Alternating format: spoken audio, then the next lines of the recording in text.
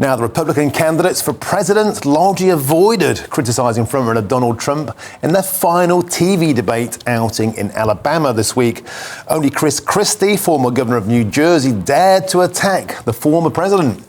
It comes as Mr. Trump maintains a double-digit lead over all the other contenders. Can anybody stop the Trump train? Well, one man who can answer that question. Joining me now in the studio is Greg Swenson, chair of Republicans Overseas. Greg, it's always a pleasure to see you. Thank you so much. Good to see you, Martin. I love to keep our viewers abreast of what's going on in America. It's so high octane, it's so exciting, and it's going to be the biggest circus on earth. Is it next November the 5th? Right. The big showdown. So the fourth TV debate this week. Let's start with that. Trump, of course, doesn't even bother to turn up to them, but the others tore chunks out of each other.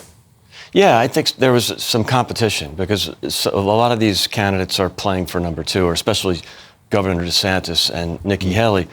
You know, according to the polls anyway, it looks like they're playing for number two.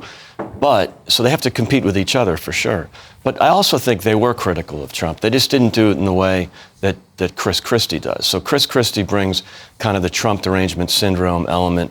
You know, he's a dictator. He's going to ruin the republic. Well, the Democrats said that in 2016, and it didn't really turn out that way. So I think DeSantis and Haley have to be a little more careful because you don't want to offend the voters. And I think that's one of the mistakes Hillary Clinton made. And Joe Biden is making the same mistake. The deplorables. The deplorables, exactly. And that's what Biden's doing with the ultra MAGA and Hillary did with the deplorables. So I think that's a mistake. I think you have to respect the voters. I think both Governor Haley and Governor DeSantis are doing that. When you look at the polling, Trump just seems unassailably ahead. Yeah. He's on 59.6% to take the primacy. So that means he'll be elected as the candidate. Keep it simple for right. Brits. It means that he's far and far ahead to be the likely choice of the Republican candidate. Yes, he is right now. And now a lot of things can change because you've got all these trials coming up.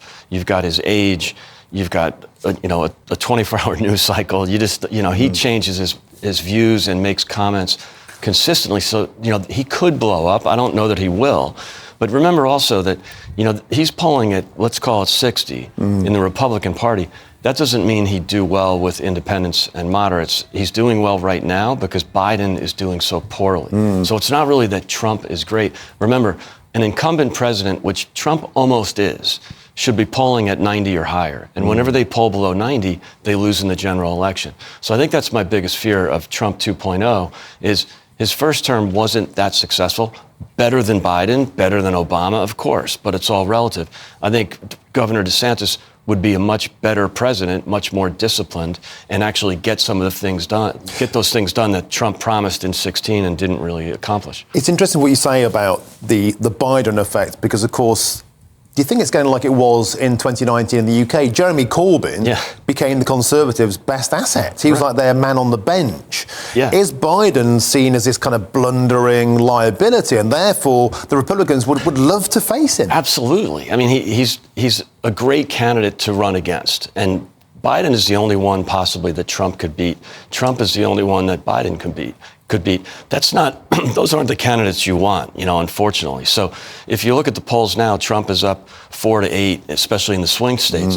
But if the polls ask the question about Trump versus a generic Democrat, the generic Democrat wins by 8. So the first party that pulls the trigger and selects an alternative candidate, not Biden, not Trump, they're going to win. It's interesting, there's some polling this week on Tuesday. The Economist has Biden on 43%, Trump on 42%, so neck and neck. But some polls from last week have Trump 8% ahead in a head-to-head against Biden. It's very, very looking likely, if it's a straight reshoot of last time around, that Trump's going to edge it. If it were today or tomorrow. But the problem is these things can move around. And look how close the election was in 2016 and in 2020. You had two flawed candidates in 2016. Hillary might be the only one that Trump could have beat, just like, I mentioned Biden and Trump now and in 2020.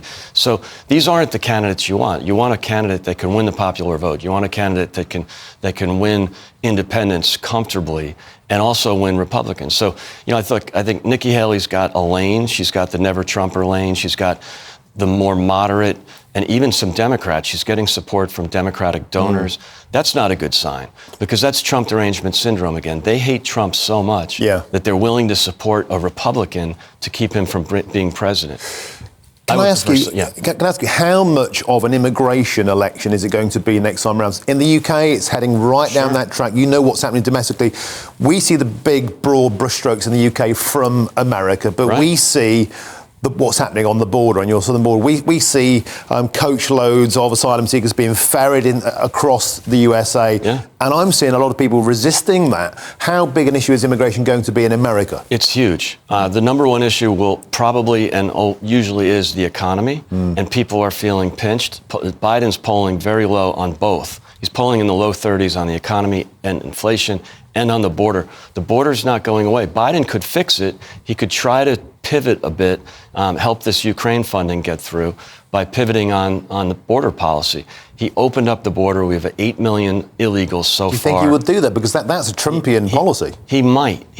He's hinted at it, and his hand is being forced by the Republicans, both by the Senate and Mike Johnson in the House, because the Republicans want to fix the border problem. That's 8 million going on 10 by the end of Biden's term, and it's really hurting the Democrats in the polls. 70% of Americans think that his policy is flawed or is a failure. So this is something that will be a huge election liability for Biden and the Democrats. And how febrile? Let's just play, several chess moves ahead here. Let's just say Donald Trump is elected as the next president of the USA. How febrile a societal issue could that become? We've seen race riots, Black Lives Matter before. We've seen burning cities. Could that happen if he wins? I would imagine there's some social unrest. Now, I wouldn't argue to not vote for him because of that reason. That's not necessarily fair to him. The Trump derangement syndrome that we saw in his first term, it's astonishing. Most of it was unfair. He says some things that sometimes are clumsy, to say the least. But, what he actually did, he governed more conservatively. The left doesn't like that because they don't like conservative policy. They like redistribution. They like open borders. So, this is something that the flawed policies of the Democrats, Biden has embraced them. Trump pushed back against them. He did most of the things he succeeded with in his first term, Martin, were basic, down the middle, conservative policies. Deregulation, tax reform, conservative judges. Those were all managed quite well by people he trusted and people he appointed. But this is what Nikki and Ron have pointed out. Those people won't be back for a second term. So I think their criticism is valid that Trump 2.0 will probably even be less effective than Trump first term. And briefly, Hunter Biden is back in the news cycle today, a second criminal charge going in against him.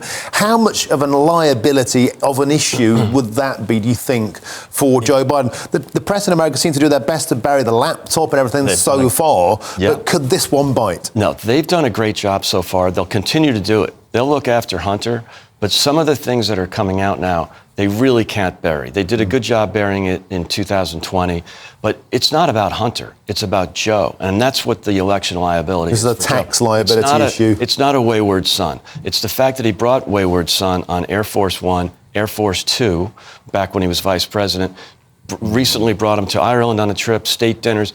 That's what's going to hurt Biden, because he's lied blatantly. On Wednesday, he denied ever talking to Hunter or his associates about their business. Denied it 3 times. It was like St. Peter on Holy Thursday. You can't get away with that. And of course, he was asked by a New York Post reporter who just was on the rotation. If it wasn't his turn, that question wouldn't have been asked by the mainstream press. Good for the Post for asking it. He lied 3 times in one statement. And this is about Joe. It's not about Hunter. Okay, Greg Swenson, always a pleasure. Superb to be brought up to speed. It's going to be the greatest show on earth, and it's next November the 5th. Greg Swenson, of course, the chair of Republicans Overseas.